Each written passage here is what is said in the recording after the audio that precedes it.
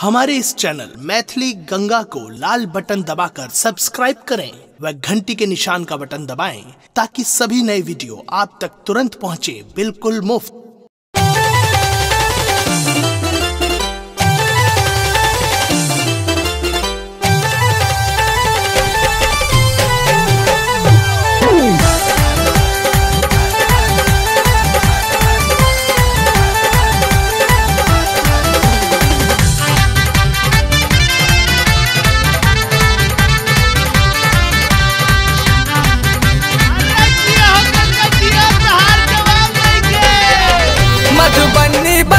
कहियो सकरी बजेले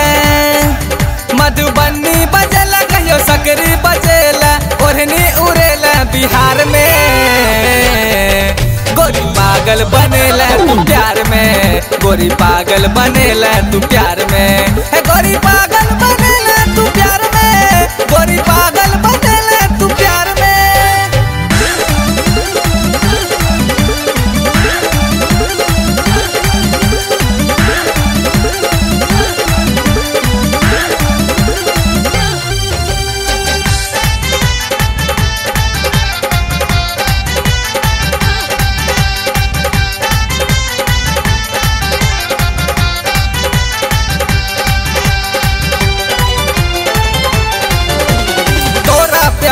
के चक्कर में गोरी जिंदगी भेल बेकार गे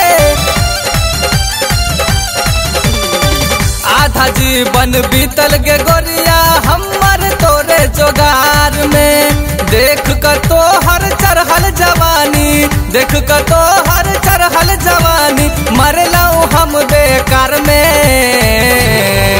गोरी पागल बनेला तू प्यार में गोरी पागल बनेला तू प्यार में गोरी पागल बनेला तू प्यार में गोरी पागल बनेला तू प्यार में।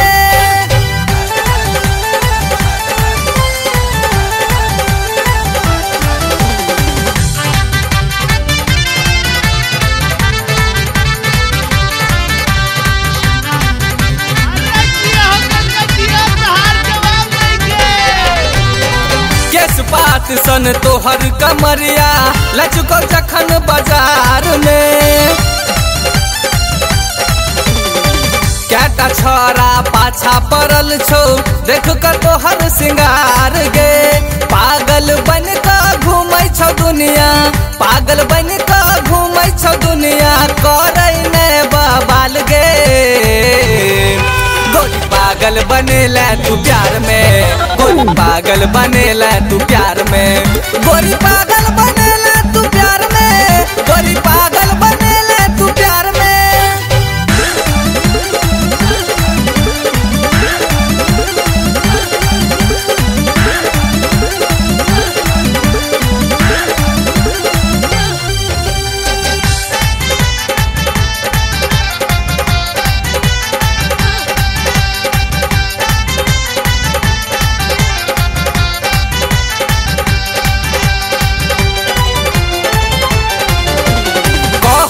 नीतीश सुनै गे गोरिया सुमन भेलौ लाचार गे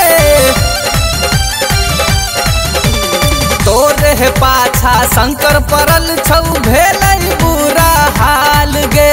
दीपक झा के बनाल सजना दीपक झा के बनाल सजना करे नहीं इनकार गे गोरी पागल बनेला तू प्यार में गोरी पागल बनेला तू प्यार में गोरी पागल बनेला तू प्यार में गोरी पागल बनेला तू प्यार में। मधुबनी बजेला कहियो सकरी बजेला मधुबनी बजेला कहियो सकरी बजेला ओढ़नी उड़ेला बिहार में गोरी पागल बनेला तू प्यार में गोरी पागल बनेला तू प्यार में गोरी पागल बनेला तू प्यार में गोरी पागल बनेला तू प्यार में। हमारे इस चैनल मैथिली गंगा को लाल बटन दबाकर सब्सक्राइब करें व घंटी के निशान का बटन दबाएं ताकि सभी नए वीडियो आप तक तुरंत पहुंचे बिल्कुल मुफ्त।